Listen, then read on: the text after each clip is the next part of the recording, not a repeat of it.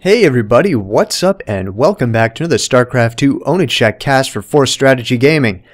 And this is going to be something that I haven't done for FSG before. This is going to be a first-person video of one of my own ladder games. For those of you who are wondering, I'm a diamond level player right now. I'm not like low diamond though, I'm pretty close to high. I typically get paired up with about 3,000 rated diamond players.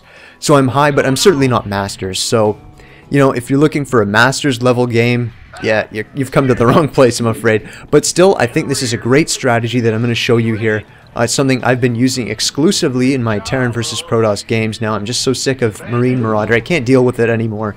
And I also suck with my micro with that. I don't know what it is. I can't micro. I just can't use Marines. It's the most strange thing. But anyways, yeah, so what I'm going to be doing here is Mech play versus Protoss. And, well, what can I say about Mech? It's really cost efficient. Siege tanks are super powerful. And it really only has a couple weaknesses, of course. One is Mass Immortal. It's going to shut you down pretty hard. Mass Void Rays, also very hard to deal with. And the other thing is early Dark Templar, but late game Dark Templar are inconsequential. It doesn't really matter. Anyways, the reason I decided to do this first person is just so you can really see my actions and where I'm sort of, you know, going around and looking at this map here. The new map is what's this called? Backwater Gulch, I think. Yeah, that's it. I'm really liking this map. It's probably my favorite of the new maps that they've released. I really like this one. In fact, you know, I kind of like all of them except for Slag Pits, but you know what? That's a whole different story. We're talking about Mech here, aren't we? And the other thing that I like about Mech is it's very positional.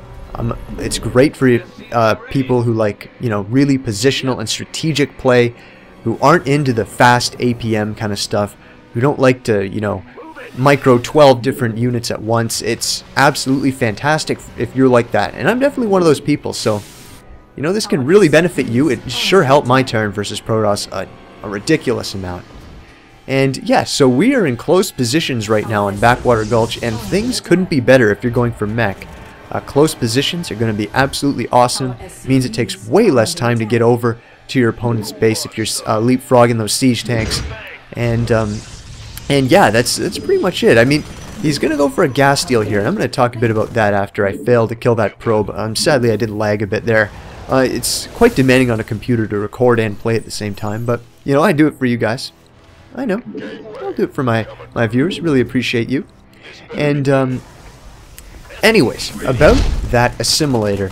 When I see an assimilator like that, I'm thinking, okay, he really doesn't want me to go for Banshees, because that's pretty much the only thing that you could possibly be going for that would need such a fast gas. And if he doesn't want me going for Banshees, well, what does that mean he's going for? It's probably something that's bad against Banshees. So that would be something like 3-gate Stargate Void Ray all in, or maybe a 4-gate rush. And these are really hard to stop with Mech. You have to be very prepared. And because of that, I throw down a bunker at my ramp. I also like to just use one Marine to take that assimilator down. I don't want to telegraph to him how many Marines I actually have right now. And yeah, that's probably a pretty good idea. I mean, you don't want to give away what you're doing just to take down an assimilator he doesn't even care about.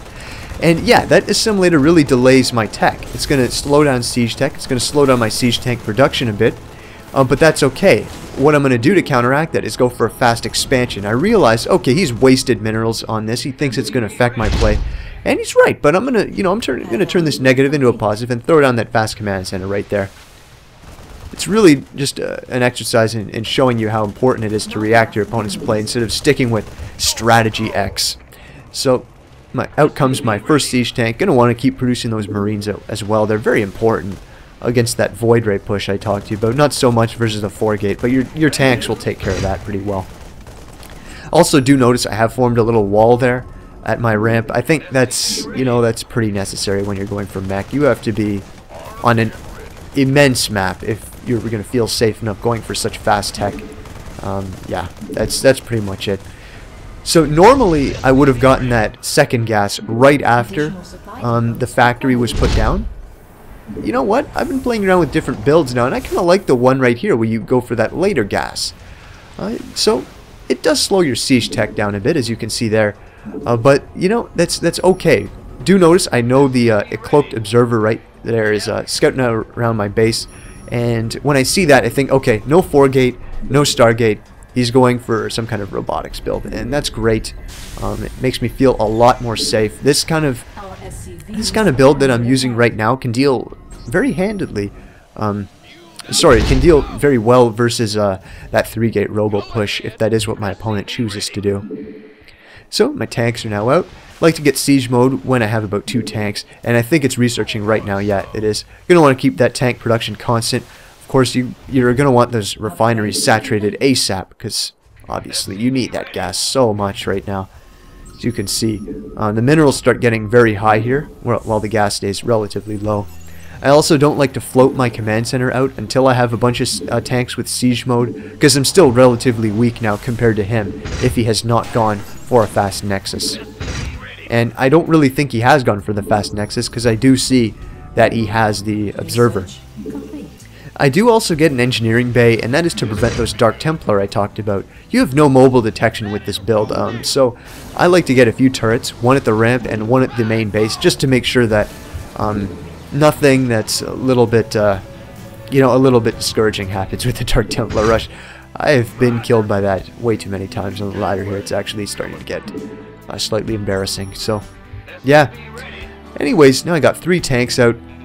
I do move 1 Marine out of my bunker just to go check around here, see what's going on, see if his army is just waiting for me to unsiege so he can take advantage of that. And then when I feel like it's safe and the coast is clear, I'm going to move out. And right about this time is when you're going to want to throw down more factories. I typically go for about 3 factories off of 2 bases. I'll have 2 with Tech Lab, 1 with the Reactor, and I also like to constantly produce Marines out of my barracks at the same time. So there comes the other factories. And you're going to want to research Infernal Pre-Igniter as fast as possible. It's going to really make those Hellions a lot better when you start dual pumping them from the Reactor factory. Also going to be using my hotkeys as well as I can. 5, 6, 7 is typically the setup I use for Barracks, Factory, and Starport respectively. Now I'm going to move out, salvage my bunker, bring those tanks, all my units, hotkey them to 3. I like to keep my tanks on 2, just a personal preference kind of thing. And yeah, I'll be sieging up right here. I really like this map because it allows you to take control of your expansion extremely easily with siege tanks. Look at the coverage I get on these. And that nice little chasm in the middle there is really going to zone out his units from actually killing those tanks. So I kind of like this map from Blizzard. It seems a little bit favorable for mech play. You're going to want to attach those add-ons immediately after the factories are done. And I'm going to be bringing down the SCVs to mine there. Also have a missile turret constructing there, can't be too safe. And as you can see, my minerals are just stacking up way high right now, and that's just what happens with mech. You don't really have a decent way to keep those down. You can mass produce Marines, but if he gets Colossi, your Marines die in pretty much one swipe of their thermal lances, and that's not something you want. Instead, what I like to do is mass Hellions with my minerals, because they deal nice splash damage when they get in huge numbers. And, you know, it's not a lot versus the armored units, but it's certainly more than the Marines will deal. So, it's pretty good. So you can see the reactor's now up, so the mineral count should be gradually getting a little bit lower. And in this particular match, what I decided to do was go for a timing push against my opponent.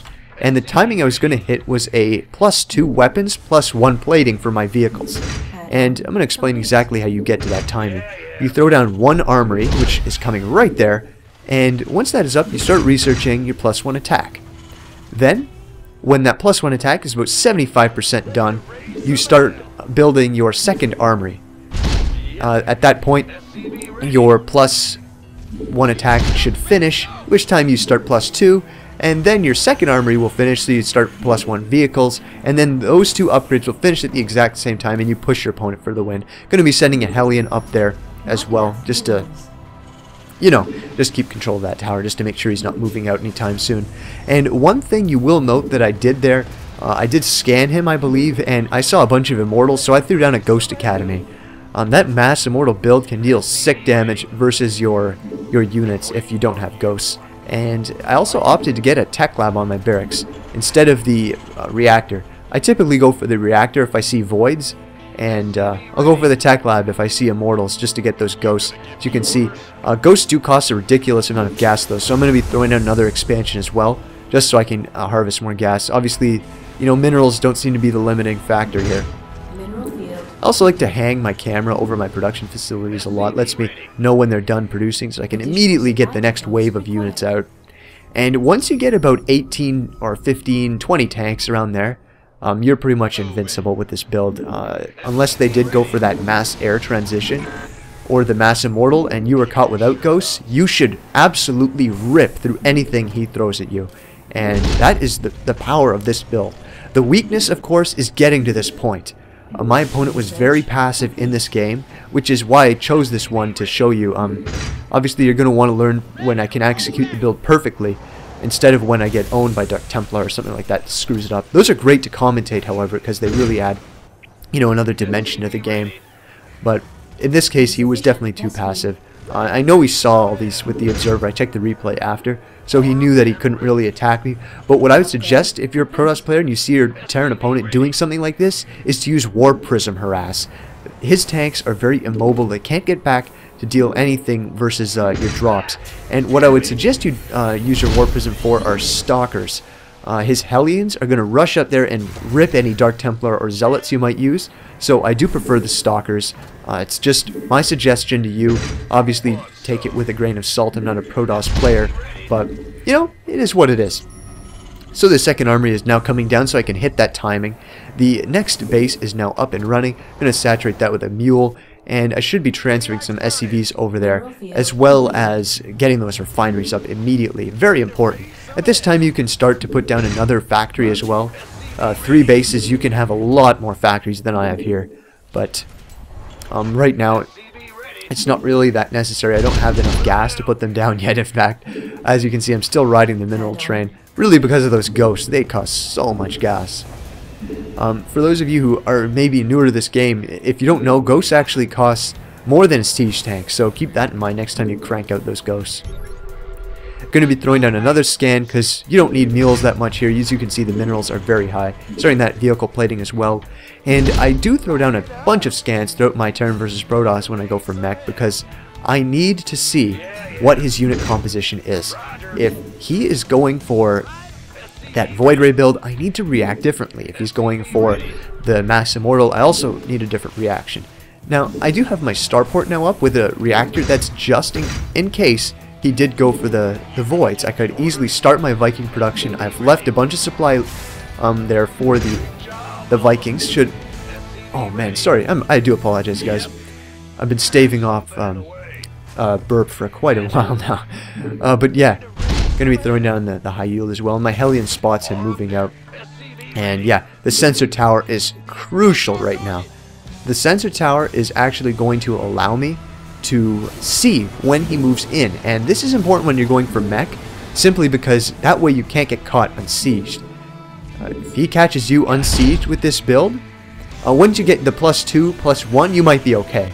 But before that time, yeah, I'm not really digging it. It's definitely, it can be sketchy. So, no, don't worry. I do know that I have my expansion building right beside him, but that's okay, so you can't do that. So the ghosts have to be at the front so you can land those EMPs. As you can see, the EMPs get almost the entire army, and he's engaging in probably the worst spot imaginable.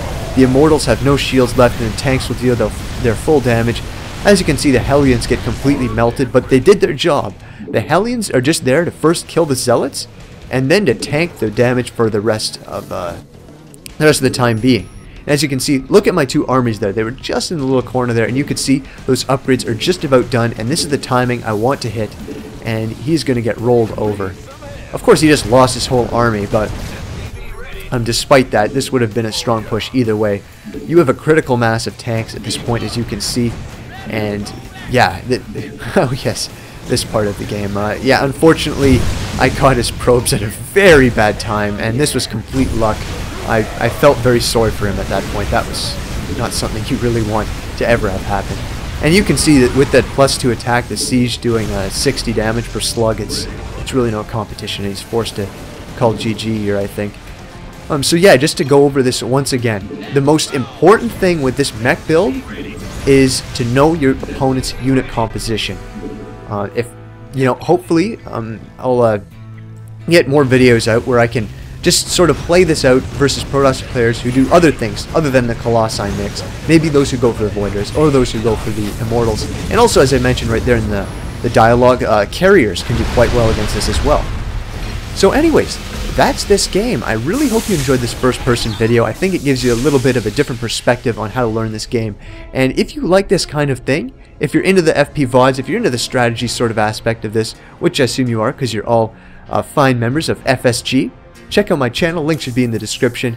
And thank you once again, Force, letting me put this on your channel. I really appreciate that. And thank all you guys for continuing to watch, support me, and give me those very helpful comments. Appreciate it so much, and I hope to see you again for another StarCraft 2 commentary. Peace out, guys.